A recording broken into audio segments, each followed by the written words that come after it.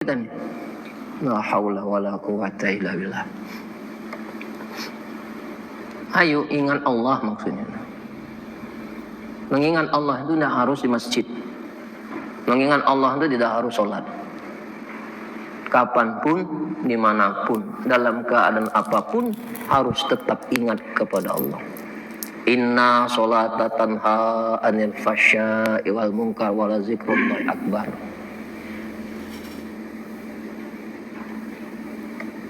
Sungguhnya sholat itu mencegah diri dari perbuatan keji dan mungkar. Ibadah yang paling utama itu mengingat Allah. Mencari Tuhan bukan di masjid, mencari Tuhan bukan di Masjidil Haram, mencari Tuhan bukan di Madinah Al-Munawwarah.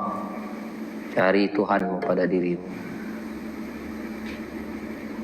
Nah, maka oleh sebab itu penting kita harus memahami ilmu ruhania nih. Ilmu spiritual ini penting supaya kita tahu tujuan. Supaya kita sampai tujuan. Punya kendaraan, punya amal, tapi kita tidak tahu apa yang dituju. Mutar-mutar saja di situ dia. Mutar. Ditanya mau kemana, nggak tahu. Yang penting pakai kendaraan ini. Nah, kita tidak tahu tujuan, maka hidup ini penting tahu tujuan. Apa tujuan kita nih? Kembali kepada Allah dalam keadaan selamat. Tidak hanya kembali ketika mati. Kembalikan semua urusan itu mutlak hanya kepada Allah. Walillahi mulku samawati wal ard wa ilallahi turja'ul umur. Langit bumi beserta isinya itu milik dia, dan kembalikan semua urusannya kepada Allah. Kenapa? Kalau semua urusan itu dikembalikan kepada Allah, tidak ada yang tidak selesai. Tidak ada yang tidak dicukupi. Tidak ada yang sempit, semuanya lapang. Tidak ada yang buruk dalam pandangannya. Kenapa? Cintanya telah melebur dengan cintanya Allah. Kalau kita ini sudah jatuh cinta kepada Allah, tidak ada ujian tuh. Tidak ada bala, tidak ada musibah. Yang ada itu rahmat, yang ada itu syafaat, yang ada kebaikan.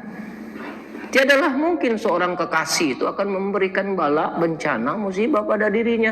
Karena sesungguhnya kekasih Allah itu tidak ada yang diberi oleh Allah itu buruk. Jadi ketika kita dikasih musibah, bagi orang yang sudah cinta itu bukan musibah. Itu tanda cinta Allah kepada kita. Nah, ini teori juga ya. Nah, kalau meraktekannya susah. Ini teori yang saya ceritakan, ini teori. Jadi tidak ada balak baginya, tidak ada ujian baginya. Yang ada tuh rahmat, syafaat, kebaikan dari Allah, cintanya Allah kepada kita. Maka pepatah mengatakan cubitan seorang kekasih tidak akan pernah terasa sakit. Kenapa? Yang nyubit itu kasih kita. Tamparan itu adalah kekasih kita. Semakin sakit, semakin timbul rasa cinta dia kepada Allah, membuktikan bahwa cinta kepada Allah. Jadi tidak ada perih, tidak ada mengeluh, tidak ada musibah, tidak ada bala, tidak ada ujian bagi dirinya. Yang masih merasakan ini bala, ini ujian, ini musibah, itu yang masih duduk pada makam syariat. Dan bagi orang yang sudah duduk pada makam hakikat, tidak ada lagi itu semua. Karena dia sudah duduk pada makam mahabbah. Mahabbah itu rasa cintanya. Sebagaimana Rabi'ah Al-Adawiyah dalam sebuah syairnya, kalau aku sujud karena takut masuk neraka, lempar aku ke dalam neraka. Kalau aku sujud mengharapkan surgamu, tutup pintu surga untukku. Semata-mata aku sujud agar engkau ridho kepadaku. Nah, dia orang yang seperti ini tidak lagi berharap dengan pahala, tidak berharap lagi dengan surga, dan tidak pernah takut lagi dengan neraka. Karena tujuan dia bukan itu. Kalau engkau beramal ibadah cuma cari pahala, cuma cari surga, takut neraka,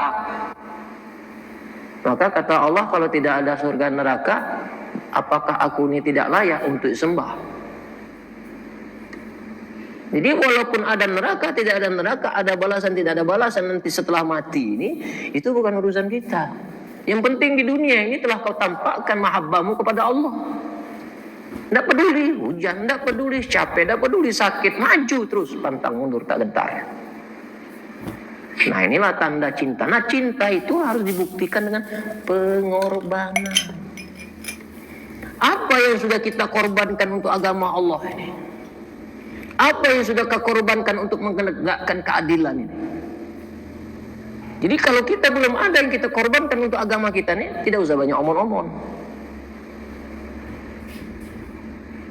Tidak usah banyak cerita. Waktu kita belum kita korbankan, periuk nasi kita belum kita korbankan. Waktu kita bersama keluarga kita belum kita korbankan.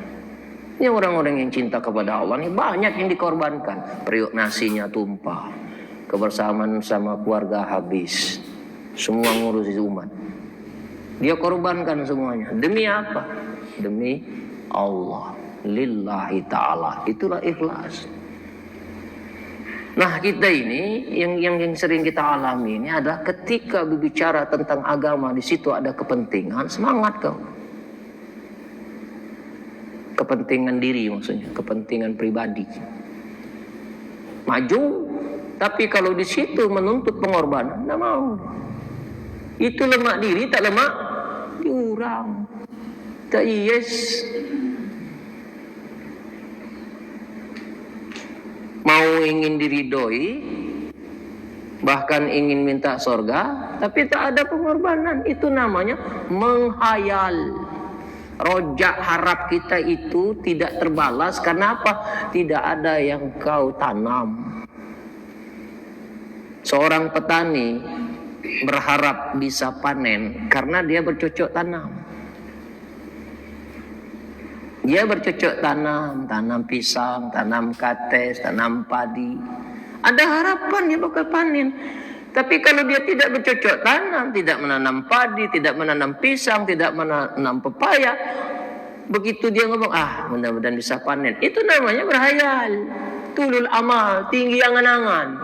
Korban tak ada, menanam tidak, tiba-tiba minta surga. Itu namanya mimpi. Omon-omon mimpi, tak ada yang kau korbankan. Nah bukan begitu kita ini. Jiwa raga kita ini hanya untuk Allah. Titik inna sholati wa nusuki wa mahyaya wa mamati lillahi rabbil alamin. Sesungguhnya hidupku, ibadahku dan matiku itu semua dikarenakan Allah. Tidak ada lagi diri kita ini. Jadi kita ini cuma berjalan, diperjalankan. Subhanallazi asra bi abdihi lailan minal masjidil harami ilal masjidil aqsa. Maha suci Allah yang telah memperjalankan hambanya. Nah hakikat hidup kita ini tidak ada lagi yang kita perbuat. Semuanya itu telah diskenariokan oleh Allah, diperjalankan oleh Allah. Tidak ada satupun gerak diri ini tanpa seizin dia. Jadi kalau kita beribadah ini masih mengaku-ngaku diri yang berbuat, masih mengaku-ngaku diri yang beribadah, masih mengaku-ngaku diri yang berzikir, berwirid segala macam, sesungguhnya kau telah mengkhianati Allah. Allahu Akbar. Nah ketika Allahu Akbar itu tak ada lagi diri kita ini. Namanya saja kita menyebut Allah Maha Besar. Mau di dalamnya baik buruk itu semua Allah jadikan. Tak ada lagi diri ini, tak ada lagi masalah ini, tak ada lagi kesempitan ini, tak ada lagi penyakit ini, semuanya Allah. Nah maka kita di dalam sholat itu, sholat subuh tadi berapa kali kita takbir? Hitunglah nanti di rumah. Subuh tadi berapa kali takbir? 11 kali takbir. Kalau 3 rakaat 17 kali takbir. Kalau 4 rakaat 22 takbir. 22 kali 3 66 tambah 11 77 ditambah 17 90 ampe. Sehari semalam kita menyebut takbir itu. Kalikan berapa umur kita ini? Kalikan. Satu hari 90 ampe dikali 30. Hitunglah sendiri. Itu sebulan. Dikalikan berpuluh-puluh tahun. Ribuan kali kita menyebut takbir Allahu Akbar. Belum tambah lebaran. Ratusan ribu mungkin sudah kita baca Allahu Akbar.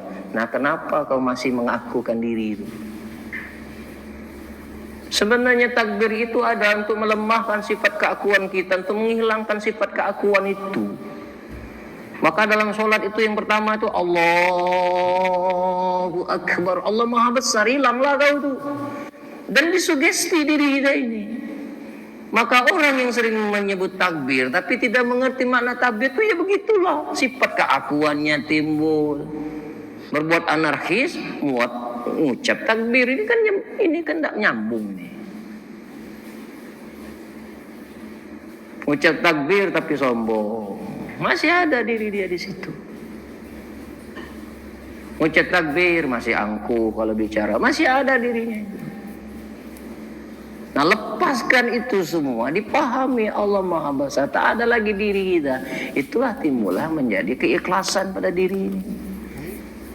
Maka di dalam 7 sifat ma'ani, 20 sifat yang sering kita pelajari waktu belajar tauhid itu kan ada 7 sifat ma'ani itu. Itu titipan bukan milik kita. Qodrat, irodat, ilmun, haya,